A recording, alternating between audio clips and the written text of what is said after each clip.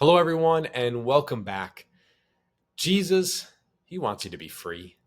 And for the sake of freedom, he invites you to live for an audience of one.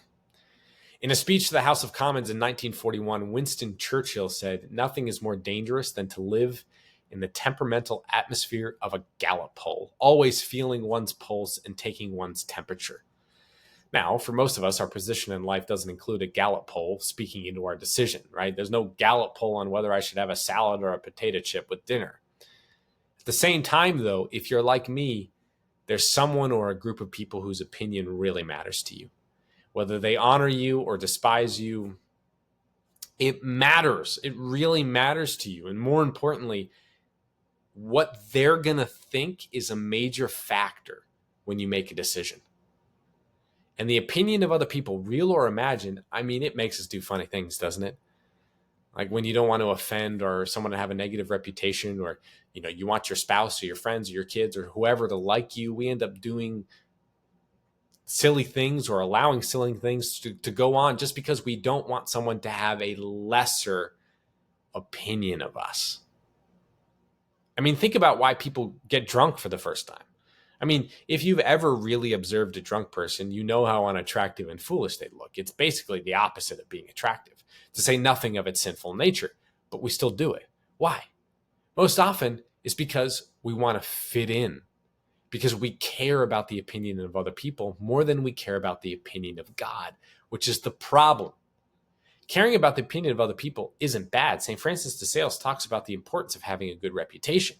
If you're a teacher, if you're an important person in your community, if you're a parent, if you're captain of your high school baseball team, your reputation, it matters. So there's nothing wrong with a group of people esteeming you.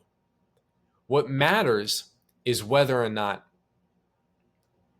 people esteeming you, honoring you, liking you, their opinion of you in general is more important than God's opinion. So during the trial of Jesus, Pontius Pilate, he tried to release Jesus, right? Like he didn't find fault in Jesus. But the opinion of the crowd and the consequences of another riot were so great that to preserve his own power and probably to preserve his own life, Pilate succumbed to the whims of the people and he killed Jesus. There were many things that could have prevented the death of Jesus, but one of them very clearly is Pilate not adhering to a Gallup poll, instead of doing what he knew was good and true and right. And the same is true for you and me. When we live for an audience of one, we are free to do what is good and true and right. But when we live to be extolled by others, we kill the presence of Jesus in our lives. Again, there's nothing wrong with being esteemed. There's nothing wrong with having an honorable reputation. Mother Teresa, Thomas More, John Vianney, many other great saints, they had phenomenal reputations and were honored publicly by many. So there's nothing wrong with being esteemed. The difference is it wasn't what they were aiming for. They knew and lived as if everything in life was between them and God and no one else.